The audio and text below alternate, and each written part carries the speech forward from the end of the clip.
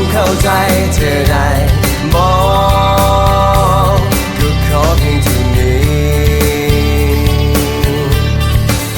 แต่เกือบทุกทีที่เจ้านั้นหาว่าคอยน่ารำคาญที่มาคอยตามที่มาคอยนำเจ้านั้นคอยจะบ้าตายย้อนหาทั้งห่วงยันคนอยากเธอไปจนอยากจะห้องออกไป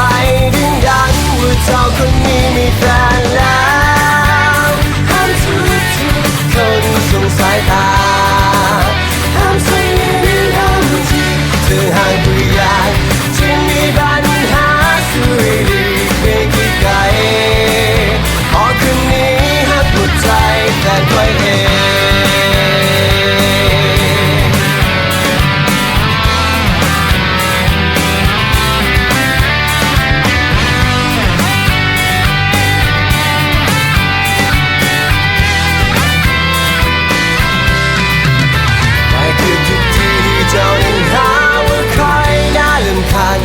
มาคอยตามที่มาคอยนำเจ้านั้นคอยที่บ้าตายย้อนหาทั้งห่วงยันคนอยากเธอไป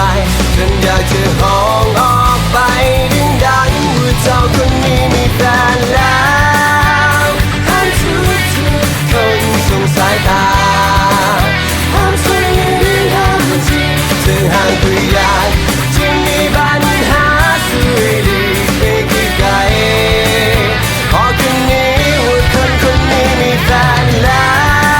วห้ามทุกคนสงสายตา